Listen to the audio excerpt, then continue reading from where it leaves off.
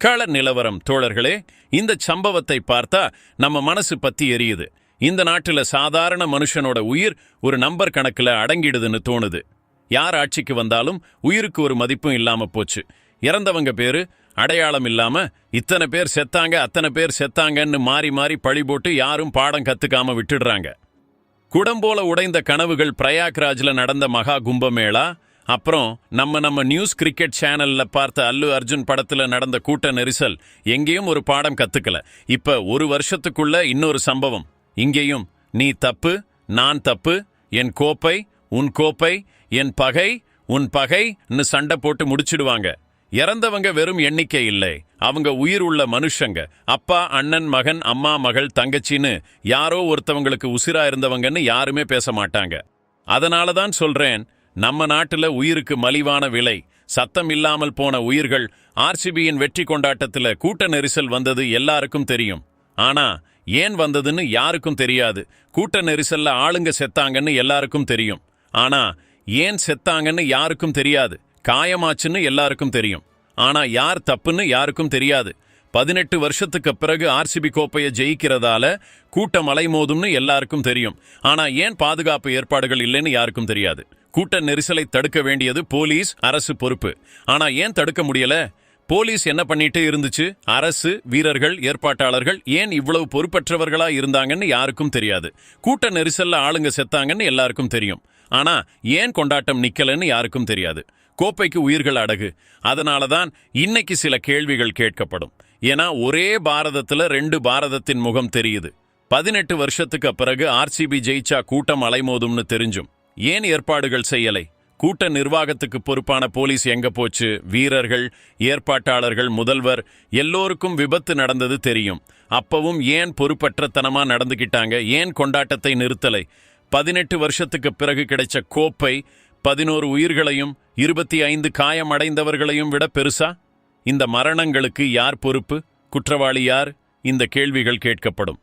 மனிதநேயம் தோற்ற கதை மிகப்பெரிய கேள்வி என்னன்னா, வெளியில ஆளுங்க செத்துட்டு இருக்காங்கன்னு எல்லாருக்கும் தெரியும். இன்டர்நெட் முழுக்க அந்த செய்தி பரவியது. ஒவ்வொரு போனுக்கும் செய்தி போயிருச்சு. அப்பவும் கூச்சமே இல்லாம உள்ள எப்படி கொண்டாட்டம் தொடர்ந்துச்சு? கோப்பையை காட்டணும்னு அவசரம் 11 மரணச் செய்தியை மறைக்கிற அளவுக்கு போச்சா? அரசியல் மேடையில நெஞ்ச நிமித்தி எங்க மாநிலம் இது பண்ணிருச்சுன்னு காட்டணுமா? கோப்பையை காட்டுறது அந்த மரணங்களுக்கு பிறகும் அவ்வளவு அவசியமா? முதல் தடவையா எதையோ சாதிச்சிட்டோம்னு காட்டுறது அவ்வளவு முக்கியமா? இந்த கேள்விகள் அரசு ஏற்பாட்டாளர்கள் ஆர்சிபி மீது எழும். ஏன்னா அவங்க ஒரு சோகத்துக்கு நடுவுல கொண்டாட்டத்துக்கு முக்கியத்துவம் கொடுத்தாங்க. ஆர்சிபியின் கொண்டாட்டம் இல்லை, மனிதநேயத்தின் இறுதி ஊர்வலம். இந்த சம்பவம் பெங்களூரை மட்டுமல்ல மொத்த நாட்டையுமே உலுக்கி இருக்கு. நண்பர்களே, இது ஒரு எச்சரிக்கை. கிரிக்கெட் மேல இருக்கிற வெறிக்கு மரியாதை கொடுங்க. ஆனா உயிரோட மதிப்பை புரிஞ்சுக்கோங்க.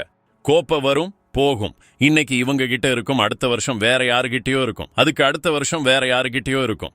ஆனா போன உயிர்கள் திரும்பி வராது. என் அணி உன் அணி, என் மாநிலம் உன் மாநிலம்னு சண்டை போடுறவங்க கொஞ்சம் அமைதியா இருங்க. உங்க கோப்பைக்காக அந்த உயிர்கள் திரும்பி வரப்போறது இல்லை. இறந்தவங்களும் உங்களை போலத்தான். அதே அணிக்கு கொடி பிடிச்சவங்க தான், அதே வீரர்களை பார்க்க ஏங்கினவங்க தான். ஆனா அவங்க இறந்ததும் அதே வீரர்கள், அதே மாநில முதல்வர், அதே மாநில ஏற்பாட்டாளர்கள், அதே மாநில அணிக்கு அவங்க மரணத்துல ஒரு கௌரவம் காட்டக்கூட மனசு இல்லை. இன்னைக்கு இல்லாதவர்கிட்ட கேட்டு பாருங்க, அவங்க குடும்பத்துக்கிட்ட கேட்டு பாருங்க. அவங்க குடும்பத்துல போன உயிர்கள் திரும்பி வராது.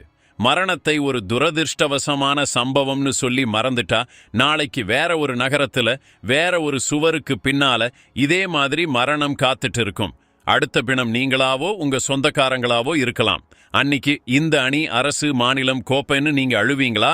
இல்ல மரணத்தை பார்த்து உணர்வு பூர்வமா மாறுவீங்களான்னு நாங்க கேட்போம். இந்த நாட்டுல கொண்டாட்ட பசி ரத்த பசியா மாறிடுச்சு.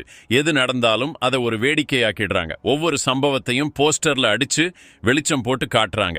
இந்த வெளிச்சத்துல ஆளுங்க சாகும்போது அவங்க அலறல் யாருக்கும் கேட்க மாட்டேங்குது. யோசிச்சு பாருங்க, ஒரு கோப்பையின் பளபளப்பு பிணங்களோட சத்தத்தை விட பெருசா போச்சா? நம்ம மனித நேயம் இவ்வளவு செத்து போச்சா? நம்ம இவ்வளவு தூரம் இறங்கி போயிட்டோமா?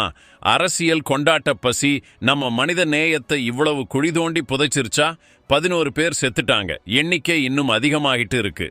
ஆனாலும் இந்த மரணங்கள் நம்ம மனசை உழுக்கலை. இது ஆர்சிபியோட வெற்றி கொண்டாட்டம் இல்ல. தோழர்களே, மன்னிக்கணும். இது நம்ம மனித நேயத்தின் இறுதி ஊர்வலம். அதுக்கு அப்புறம் வர்ற விளக்கங்கள் அதை விட அருவருப்பா இருக்கு. நம்ம நியூஸ் கிரிக்கெட் சேனலை லைக் பண்ணுங்க, ஷேர் பண்ணுங்க, சப்ஸ்கிரைப் பண்ணுங்க. உங்க கருத்துக்களை கமெண்ட்ல சொல்லுங்க.